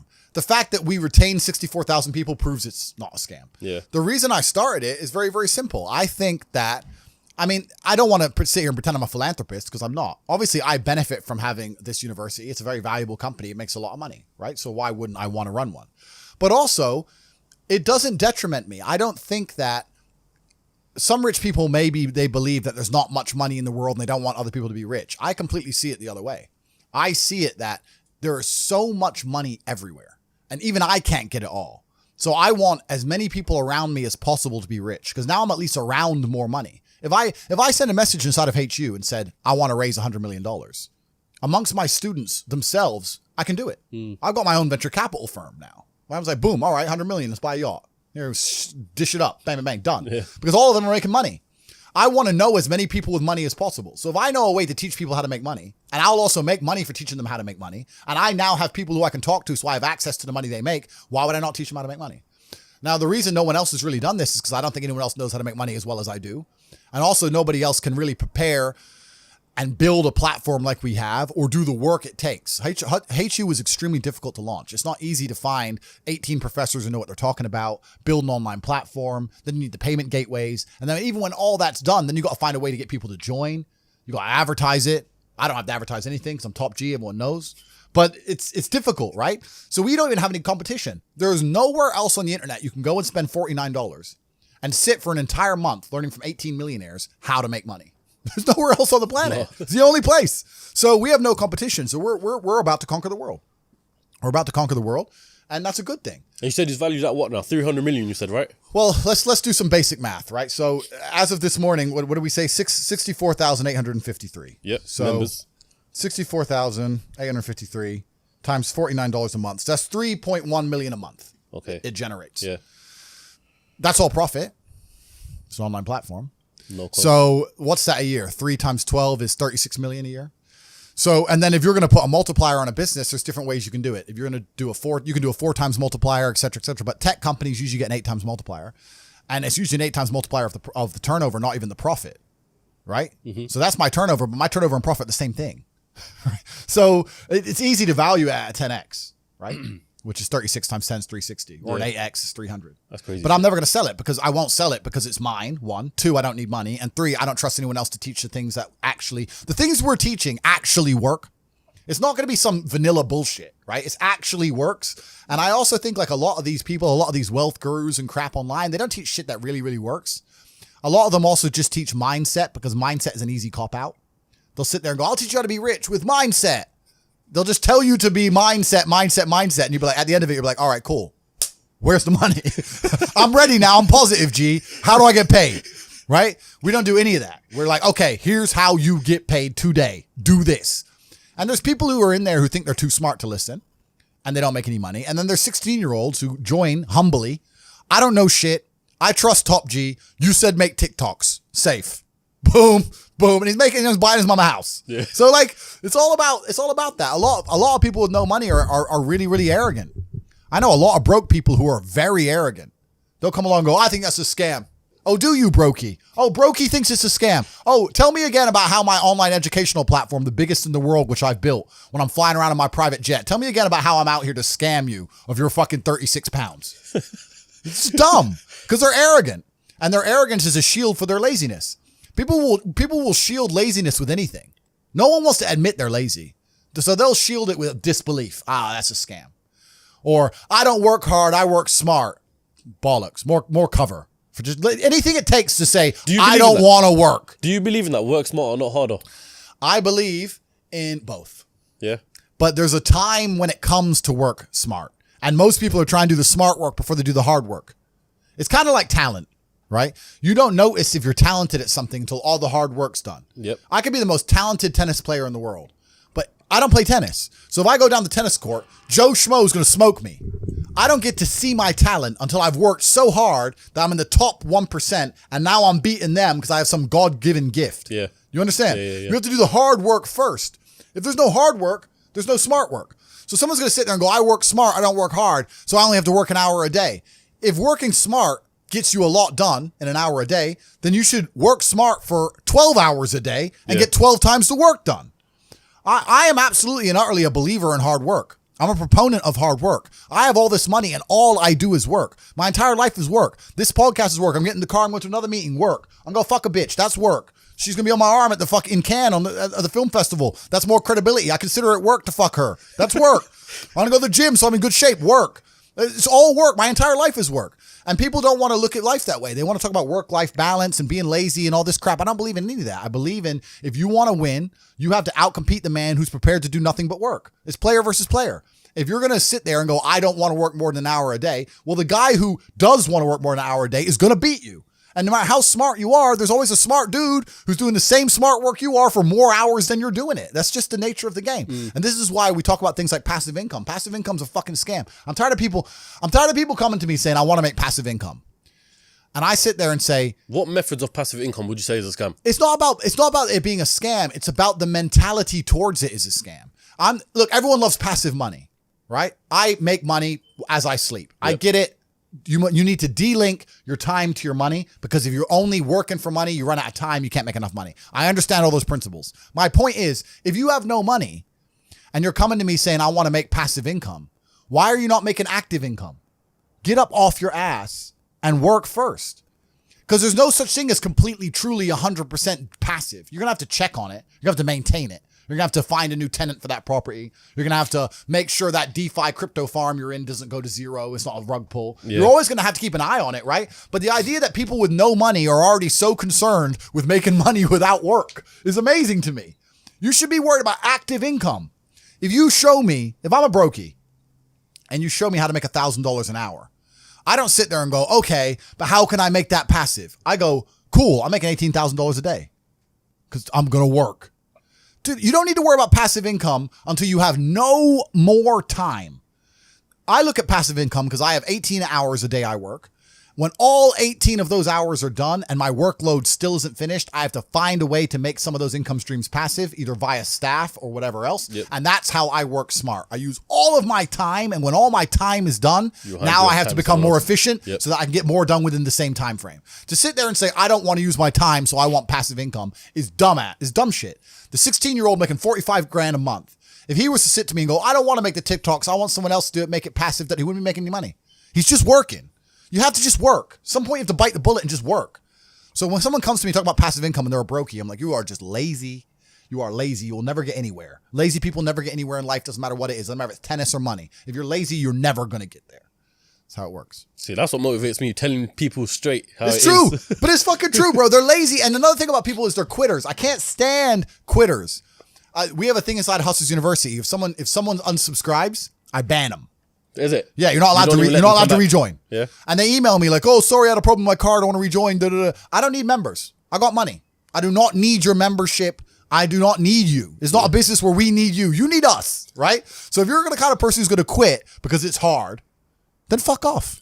I don't even want your energy around me because quitters are the worst people on the planet. You can give a quitter absolutely everything and they will still fail. You can give it, doesn't matter what it is. If you go to IKEA and buy a flat pack fucking table and put it in front of a quitter, you will never have a table. He'll look at it, it's just long, and he'll quit. Quitters can have every single advantage. Quitters can have all the information. Quitters can have all the tutelage. Quitters can have a mentorship. Quitters can have someone who messages them every morning, "Hey, bro, let's get it." And guess what they're going to do at the end? Quit. They ain't never going to have shit. So if you're a quitter, I don't even want you even inside my organization. I don't want quitters anywhere near me because you're never going to be successful. And the people who join and then quit because they had to do an hour's work are the people who come along and go, "Take this, maybe it's a scam." Idiots. Peons. They will stay brokies and wagies forever. Leave them there, right? You need the people who don't quit. I don't quit. Every single facet of my life is testament to the fact that I don't quit. When people see my plane in the sky, you can say whatever you want about me. You can call me arrogant. You can call me anything you want, but you cannot call me a quitter. I didn't quit. So that's the difference. When it was hard, I did it anyway. That's who I've always been. And if you don't have that kind of tenacity, you're never going to be anything. So the people who come along and talk about passive income, they sound like quitters to me. They sound like people who don't want to work. I love work. I'm ready to work. I'll dig a hole. Bro, you offer me $1 billion right now and give me a shovel, I'll dig a hole. I don't give a fuck. Give me the shovel, give me the money. I will dig a hole. I'm not afraid of work. One of the hustles that I want to move to that you've been involved in is casinos, right? Yeah. So I was watching a podcast and you overheard someone in the UFC or the Romanian UFC saying that they made $18 million a day in the casinos, right? Yeah. You don't own casinos. Yes. So yeah, I have a stake in some casinos in Bucharest. COVID came along and made that a bit difficult. Yep. But that's another reason why you have to diversify, right? So I'm involved in the casino business. I'm involved in a bunch of businesses. But that's why you have to diversify because COVID came along and wrecked a whole bunch of businesses. But then also it made others a whole ton of money. Mm-hmm. That's another thing about making money and networking and that kind of thing. Once you can diversify, it's amazing. So they say don't put all your eggs in one basket. That's half true. If you have something and it's working, yeah, focus on it, make a bunch of money, but then you need to diversify and make yourself anti-fragile, which I'm glad I did. So the casino business, it's kind of new. It's a few years old, but I can't say much about it because we had a 2.5-year gap where they closed everything. So we just started again. So, but at that time also crypto went to the moon. So I threw like 2 million in Bitcoin, went up to 20 million, whatever it went up to. Yeah. Right? So that's how it works. You got to have a lot of pans in the fire and you'll be okay. So yeah, I've got the casino business running. I've got a few things running. Got the war room as well, which is something else that we can talk about later on. So I've got a whole bunch of stuff going on, but also diversification becomes very easy when you have a good team. It's amazing. Every single thing I talk about ties back to things we've already talked about before. We talked about having good people around you, right? So how can I run all these casinos while I'm not even there? Well, I got people around me who can do things for me. I got a good team of people. If you start with a good team, you're going to make it. That's really true. Brotherhood in and of itself is so valuable. If you sit around with 20 people and none of them are lazy and none of them are snakes, you're going to be fine. So you need to have people you can give this guy's in charge of this thing, that guy's in charge of this thing. Delegate people, different roles, different tasks. Absolutely. You got to have a team. You got to have a network. And my network is so strong. That's one of the big advantages I have. I have people around me who I can genuinely, seriously trust. I want to ask you something, yeah? Sure. Everyone always asks about best advice you've ever received, right? Yeah. What's the worst advice anyone's ever given you? That's a good question. I've seen a lot of bad advice on the internet. What's the worst advice anyone's ever given me personally? I never really listened to anybody. So it's hard for me to talk about advice because I never listened to it. The traditional path to wealth is terrible advice. To go to university, get a degree, get a job, blah, blah, blah. That's terrible advice. We already know that. We talked about that. I think follow your passion is also a terrible piece of advice. Yeah? Yeah. People say, hey, man, you need to find what you're passionate about and do that. And what they're trying to say is only do what you like because you have no motivation to do anything else. And motivation in and of itself is a scam. I don't believe in motivation. I believe in discipline. I am not motivated to do the things I'm supposed to do every day. I don't wake up full of like joy that I have to go to the gym or that I have to work or got to deal with crap, I don't feel motivated to do them. I'm disciplined. I do them regardless of how I feel. Whether I'm in the mood to do it or I'm not in the mood to do it, it gets done. That's discipline. Discipline's a real thing. Motivation is fleeting. Yeah. You're never going to be permanently motivated. So when someone comes along and says, oh, do what you're passionate about, what they're saying is you'll have endless motivation and then you'll be able to try hard. If you're the kind of person who can only try hard at something he enjoys, then you're going to fail. Because most things you enjoy don't pay any money. If they paid money, you wouldn't enjoy them. It's called a job, right? Nobody likes their job. You like your hobby. I'm sure you like playing video games. Maybe 1%, 0.1% can make money from video games, right? Most people, you ain't ever going to make it. Yeah. Do you think the guy in China who owns a concrete plant is passionate about concrete? Do you think he's sitting there stroking it at night, naked in bed? Fuck no. It's money. Be passionate about success. If you're passionate about money, then you can be passionate about anything. I'll be passionate about any business on earth that pays me. If you pay me $1 billion to dig that hole, I'll be very passionate about that hole. I will dig that hole with passion for the cash. Yeah, because you know the cash. For the money. Yeah. That's right. So when people come along and say, oh, you need to find something you're passionate about, follow your passion. Bro, you're going to follow your passion to the fucking food bank. You're never going to make any money that way. You have to sit there and go, what is going to pay me? And I often talk, this is another thing we teach inside of Hustlers University, and also the War Room. The War Room is a network I have, which is a level above HU. Mm-hmm. Everything I've talked about with brotherhood and people you can trust and capable people, that's what the War Room is. The War Room are people who have come along and we've all agreed, very much like me and Tristan have a relationship. It's 2,100 men now in 72 countries, and we've all basically signed a contract. We're brothers now. So I have 15 businesses operating inside of there. Businesses are opening all the time. No one's ever been snaked. No one's ever been robbed. It's just 2,100 guys making money all around the world. We're doing everything you can possibly imagine, bro. From selling olive oil to private jets, you name it. We got it all going on. So this is serious. It's very much like the Freemasons, but cooler. Yeah. So that's the War Room. So we got the brotherhood aspect as well. But yeah, it's all about people. It's all about network. That's the truth about it. You know what I want to ask you, yeah? There's a lot of clips of you, giving stories of where in scenarios anyone else would have died, something like that. There was a story on Tate's Beach, right, where you're driving the 911, some guy in a super fast comes past. Yeah. If anyone else was driving, they would have died, yeah? Yeah. Where does this killer survival instinct from Tate come from? I think the world is a violent place. I think there's violence all around us. I think that I view the world in a violent way. And I don't mean that in a negative context. I say a lot of things and people take them as negative, but I see them as positive, right? Like I say I'm an angry person and people imagine me to be like unhappy. Yeah. I'm super happy, but I'm angry. Angry is motivating to me. You can't sleep if you're angry, so you better work, right? So I'm an angry guy, but I'm a happy guy. And I see the world as a violent place. I've always seen it as a violent place. If most people look at a tree, they see a beautiful tree, right? If I look at a big, strong, beautiful tree, I think he must have fucked up every other little sapling around him. He took all the water, took all the nutrients. He destroyed them all. There was once 20 trees, and all 19 are dead. And they got one tree left, the big G, top G tree. Not one. Top tree. Tate. That's it. That's violence. Violence got him there, right? He destroyed his enemy. That's how he got to the top. You see a beautiful tree, I see violence. You understand? Yeah. And that's the true nature of the universe. You have to learn that you have to take things from other people, and by taking it, I'm not saying go rob a bank. I'm not saying that. I'm saying completely the opposite. You can be a philanthropist. I'm taking money from everyone inside of HU, but I'm changing their lives. It's a good thing. You can take money in a positive way. Most people don't look at life that way. And when you look at life that way, you need to start identifying. One of the things we teach inside of HU is to identify every single time your money is taken from you. So I say this to people. I say, for the next 2 weeks, every time you spend money, even if it's £1, write down how they got it from you. And they're like, what do you mean? I'm like, all right, cool. You're walking down the street. You're going to Starbucks. You buy a coffee. Why did they take your money? Well, I wanted coffee. Yeah, but how? Okay, you wanted coffee, right? Cool. Did you only want a coffee because you saw Starbucks, or did you want a coffee beforehand? Why did you want their coffee and not another coffee? Did you buy a cake as well? Why did you buy a cake?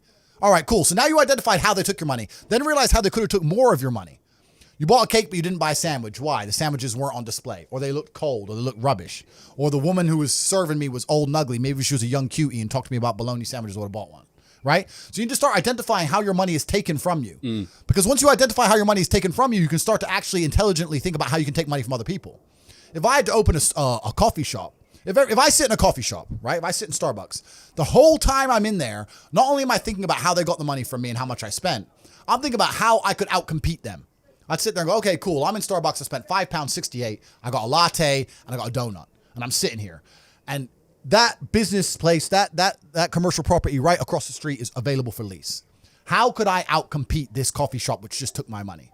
What's the profit margin on this £5.68? How much did this cost them? The coffee, pennies. Donut, 30p maybe, right? How much is the staff? They pay the staff minimum wage £8 an hour. So I've already paid half. I've already paid 30 minutes work from that brokey, the wages. Yeah. She's there for another 30 minutes for free, right?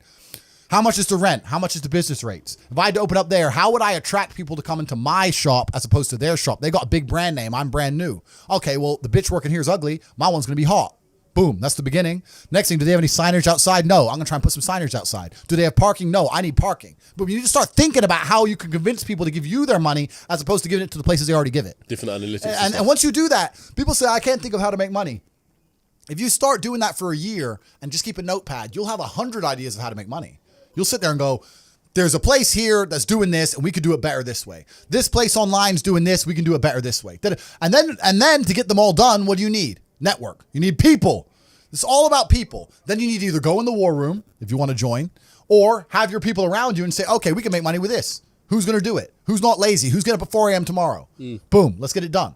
So there's unlimited ways to make money, but most people go through life and their money is taken from them and they don't even identify how they got tricked out of it. They're just happy with it. Yeah, they just have, how did I spend 16 grand in Cirque last night? Oh, because my ass got drunk. How'd they get me drunk? Well, because the guy, when I first bought the first bottle of champagne, was there on the table, pouring, putting it in my hand, got me drunk, then I spent 16 grand on bottles. That's how they got my money. So if I open a club, I need to make sure when people first come in, they get fucking hammered. Nobody thinks about it that way. Nobody thinks, how did they get that out of me?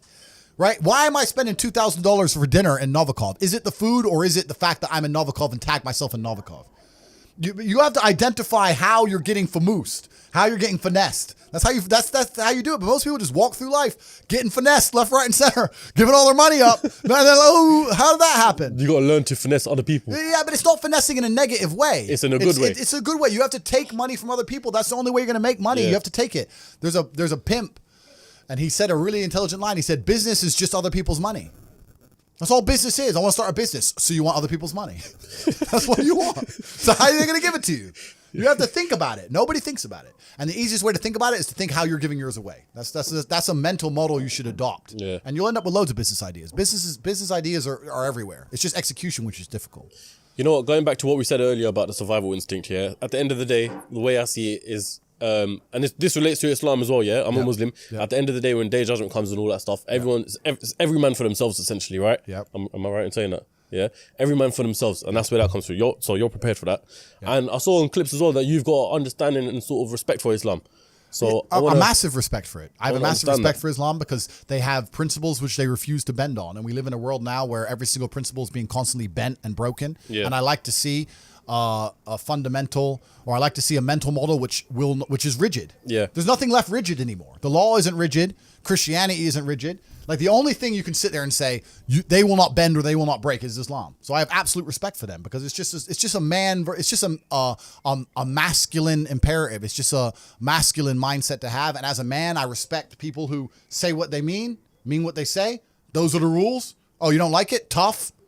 And besides Islam, there's not much of that left in the world now. Yeah. Now everything's just bending and breaking and they're just making it up. Yeah. Like I think Christianity is a joke. I think it's a joke of a religion. If someone were to ask me my religion, I would have to say, if I was to find God, it would have to be via Islam, because how am I going to go to a Christian church when they got gay pastors and shit?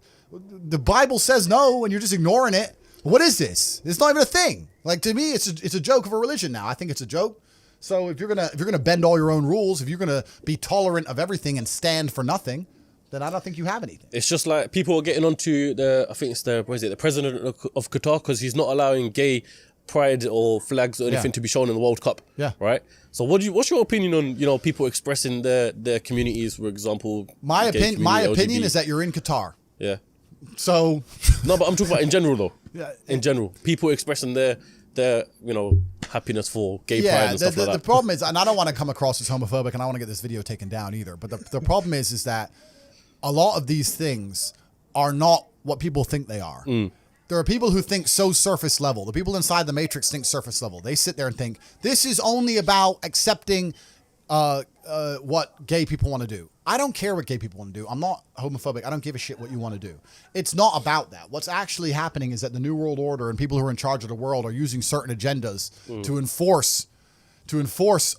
They're using them as a disguise to enforce hidden things. You understand? It's like the Green New Deal. They come along and say, global warming, global warming, global warming. They pretend it's about the planet, but really it's about just raising taxes to the sky, locking you in your house and taking your car away. They don't give a shit about the planet. It's a disguise. So the people who are in charge of the world are using certain agendas, which they don't want you to argue against, to sneak in a bunch of other legislation and a bunch of other rules.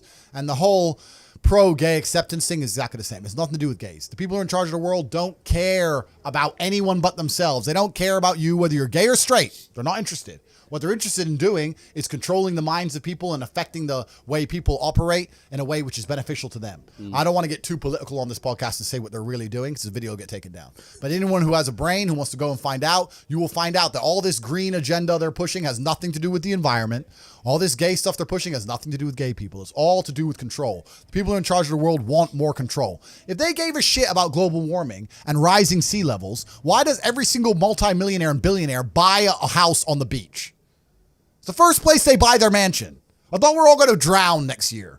Bollocks, bro. It's a lie. It's all a lie. They don't care. But by saying that, now there's carbon credits, carbon limits. You can't drive your car past 8 p.m. because of the environment. You can't eat meat anymore because of the environment. Stay home, eat the bugs, be a slave, be a slave, be a slave. Every single government in the world is interested in control. That's all they've ever wanted. That's all they ever want more of. Governments want control. They want to control their populace. They think of us as sheep. We're cattle to them. They want us to comply. They don't want our individuality. They don't want us to think for ourselves. They want us to just sit there and obey like robots.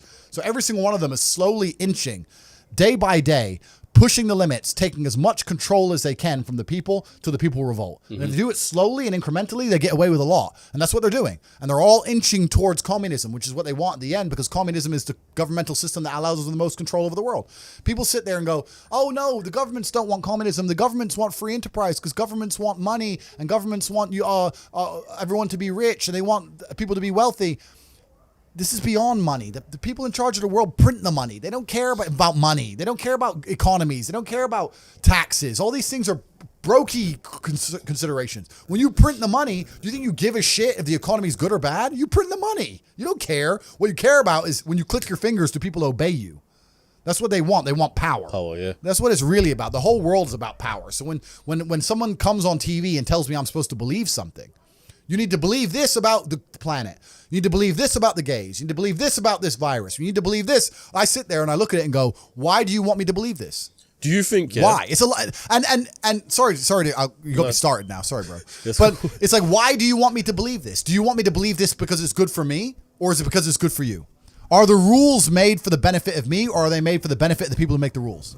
And you sit there and you understand that all of it is programming. All of it is a lie. They want you to believe things that are not true, like go to university, get in debt, sit there, learn or get a degree. That they want you to believe all this crap so that you are as enslaved as they can make you. This is all they want. And I understand that. So whenever they come along with anything, this is not about gay people as a whole. Don't give a shit. Any agenda they try and push on me, I know is not for my benefit. I know it. So I reject basically all of it. I was going to say, do you think that people expressing mental health and depression is part of that? Mental health and depression is an interesting one. I've got a conspiracy theory behind this one as well. All right. Well, mental health and depression is an interesting one because, like, you look at Tyson Fury, right? How can you not respect the heavyweight champ? Gypsy King, G, right? And he was talking about how he was depressed and how he fought his way out of it and everything. Huge respect for the guy. He was depressed, and the only way he fought and beat his depression was one day he got up, grabbed himself by the bootstraps, got in the gym, became the champ again, brought himself back to the former champion he was. He did it himself, right?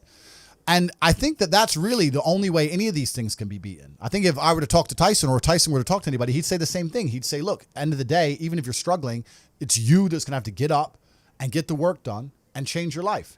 I think that a lot of the help, which is being purported now by the system, by the Matrix, isn't designed to help. I think it's designed to keep people in this state of depression because when you're depressed, you're submissive. You don't care about what happens to you if you're depressed. Depressed people aren't going to riot against a new law or against COVID tyranny because they're depressed. They're too busy. They're at home and they're sad. I think that keeping everybody in a degree of semi-neutered depression, semi-sad, is good for their ability to control all of us. So when they go on the TV and say, you're depressed, it's a disease, you can't fix it, there's nothing you can do about it, it's not your fault, I think they're just trying to reinforce in your mind that you're never going to get better. I think if they really cared, they'd say, like Tyson Fury says, you're depressed, but you can beat this. You can do this. I don't hear them saying that very often. They just sit there and say, everyone's depressed and it's normal. Accept it. And I don't accept that. I don't accept that. I don't think people should sit there and accept that they're sad. Change it. I think only you can change it. That's what I believe. I'll save my my theory for off camera. Yeah, all right. We don't Tyson turn up here. Yeah, literally. This episode is brought to you by ExpressVPN. ExpressVPN is an app that reroutes your internet connection through their secure servers so your ISP can't see the sites that you visit. So why would you want this? You know, there might be times where you're on holiday, for example, in Dubai, they don't allow you to go on some sort of websites, even some basic things like WhatsApp. Well, when you connect to ExpressVPN, which I have done before, it works perfectly fine, just as it should. And not only that, but ExpressVPN also keeps all your information secure by encrypting 100% of your data with the most powerful encryption available. Most of the time, I don't even realize I've got ExpressVPN running. It's so seamless that you would never notice anything. Literally, all you got to do is tap one button and you're protected. And the benefit is it's on all devices as well. So whether on your phone, your laptop, your tablet, your smart TV, whatever the case may be, there's no excuse for you not to be using it. So what are you waiting for? Protect your online activity today using the VPN rated #1 by Business Insider. So visit my exclusive link, expressvpn.com/CEOcast, and you can get an extra 3 months free on a 1-year package. Once again, that's expressvpn.com/CEOcast and get protected today. So click the link in the description to learn more. A female wanted me to ask you a question, right? All right. Is there ever going to be a day, I can see you're already prepared for this one. Is there ever going to be a day, yeah, where you have one woman settle down for the rest of your life and eventually, you know, have kids, carry on the Tate bloodline sort of thing, you know? Because it seems like, you know, you're surrounded by females all the time. So is there going to be a day where it's just one? Perhaps. Yeah. It's not going to, I'm not pro or against that. I live life very logically, very objectively. If there's an advantage to only having one female, which I'm sure there are some, I can name them already, then yeah, that's the decision I'll make. If I think there's an advantage to having more than one, then that's the decision I'm going to make. Some people really need a female in their life because they need that kind of stability and direction and motivation. I'm not that guy. I do not need a woman to tell me to go work. I do not need her to tell me to put the video games down. I do not need to be cooked for and mothered. Like, it's nice if she does, but I'll survive. I did all this myself. I'll be okay. Like, the menial tasks you complete, I can hire somebody to do. It's not a big deal. I absolutely believe in love. I believe in family. I believe having kids is an amazing thing. But does that mean I'm ever going to live the completely traditional, I'm at home, wife says come home? That's never going to happen. That's not who I am as a man. If I have a woman who I love with all my heart and we have children, I'm still going to be out till whenever the fuck I'm out. I might be gone for 2 weeks. I'm out. See you in 2 weeks. And if during those 2 weeks I meet a big BQ, whatever, it is what it is. Doesn't mean I don't love my woman at home. Doesn't mean I'm not going to come back to her. But I'm just true to my instinct as a man. I don't think I should apologize for it. I think a lot of people are socially conditioned to apologize for things. That's not me. Society says I should do X. Well, society says I should do a bunch of dumb shit. Everything society tells me to do is wrong. So now society's going to sit here and say that I'm a bad person if I fall in love with a woman, we have a child, I take care of her financially, she's safe, the child's safe, I love them both, I spend time with them, and sometimes I'm away with my brother and there's a couple chicks around. Does that make me a horrible person? According to society, get fucked. Don't care. I do what I want. That's what I want to do at the time. That's what I'm going to do. My question to her at the back of this is, if you was to have a child, yeah, obviously, essentially, they'd be born into money as well, right? Correct. So what would you leave behind for your child? My kids are broke. They are brokies. Yeah? Yeah, because they ain't going to get the lessons any other way. You know what? It's actually different. So if I had a daughter, my number one concern wouldn't be spoiling her. Because I think spoiling a chick isn't even a bad thing, really. I don't think it affects their mentality nearly as much as a man. But the problem with spoiling a woman is, if she has too much access to money, a man's going to get hold of it. I've been around, bro. I know. If let's say I had a daughter and she's 18 and she has access to a bunch of money, her boyfriend, whoever the fuck he is, if he has any game, is going to be in the club on my money, driving her fast car with no insurance. PS5 paid for. You know what I'm saying? She'll be buying him nice presents and shit. So that's what annoys me about the chick. So she can't have any money because I don't want some fucking side dude getting it. Yeah. My son ain't going to get any money because I don't want him losing his hunger. I want him to grow up broke. I want him to go through all the struggles I went through. I want him to suffer. I want him to have that fire. Now, I had some major disadvantages due to the fact that I had absolutely zero access to money. My family was completely broke. So I will give him some advantages. Let's say like when I was a fighter and I was fighting and I couldn't pay the rent. If my son, when he wins his fight, I'll give him a financial bonus myself for winning. But he still has to go win. Yeah. You understand what I'm saying? My kids are not going to be born into any kind of wealthy environment, in any kind of money. When I have children, I probably won't even raise them in a Western country because I think Western countries are soft. Bro, if I have boys, I want them growing up in deep Russia. Hardcore ones. Yeah, with like in the mountains with the goats. Like just running in the snow barefoot. Khabib ones. Yeah, I want monsters. That's what I want. I don't see the point in having to send them to some private school to sit around with a bunch of fucking toffs. Yeah. I don't see that. I think the best education in the world comes from the streets and comes from hardship. I don't think a private school can teach my kids anything that I can't teach them or that they actually need to know. You know? So when I have children, their lives will be very, very hard. And I also think that a father's job, this kind of ties back into what I was saying earlier when you're saying about having one woman and a family, etc. I think a father's job is to be a role model, not a second mother. A lot of fathers think that they're a good father because they're home every day.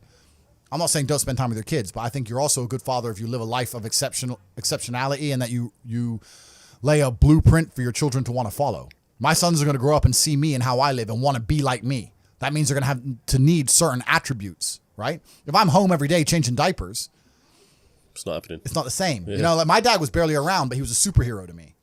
And I wanted to be like the superhero. So it's not so much about with a female, with a mother, it's about the quantity of time. With a father, I really think it's about the quality of time. The mother does the diapers, the food, the basic tenets of life, right? But the true exceptionalism is going to come from the father. And to do that, you need to be a role model. And if that means you have to be out conquering the world, you're going to be out conquering the world. That's how it goes. That's it. Cool, Tate. So my last question for you, yeah, and I think everyone kind of wants to know this as well, yeah. The man that we see on social media, the man that we see right now, yeah, is this all just an act? It's a good question. Is this exaggerated? Who is the real Andrew Tate? No, this is the real me. I have a showbiz version. Like, I don't walk around my house with my chick talking about the Matrix is out to enslave us, right? Yeah. She knows it. I've said it a few times. She already knows the story. So when it's just me and her, I don't have to sit her down and say, listen, bitch, you went to school. You're a dumbass. I don't have to do that, right? There's a time and a place. Yeah. But it's all very real. These are the things I say. These are the things I believe. These are the things I talk about in my private networks. I just don't talk about them here to public. I don't talk about them nearly as deep or as advanced. Amongst my private networks, I like to talk about them at a much more intricate level because to the normies, to the brokies, they're not ready to listen to it. The Matrix, they say in the movie, people who are still dependent on the system will fight to defend the system. There are people who I will sit there and say to them, look, your university degree is a scam. They lied to you. I will show you how to make money. And their reply will be, no, I went to a good university. They are desperate. No, that degree means something. You work in Greg's, G. Doesn't mean, and shut up. They won't accept it, right? So certain people are not ready for the truth. People who are ready for the truth seek it and they find it. And those are the people I talk to inside of the War Room at Hustlers University. I talk to them at a much deeper level. But yeah, this is all very, very real. I have a showbiz version of myself because in the world we live in today, you need to be able to get information across compendiously and precisely. No one has an attention span. So I'm very good at talking quickly and talking quickly without mistakes and getting my points across and using analogies. I'm very good with analogies. This is all, I wouldn't say it's rehearsed, but it's very conscious because I have a lot to say, right? I can't sit here and go, money, because no one's going to watch it. Yeah. Right? So people will probably look at me and think it's fake. It's not fake. It's just a matter of me understanding how things need to be done. And as a professional, I do things as a professional. I'm on a podcast, so I'm going to be professional. I'm going to get as much information across as possible. And my mind works quicker than my mouth. I'm lucky. I'm smart. So that's how it goes.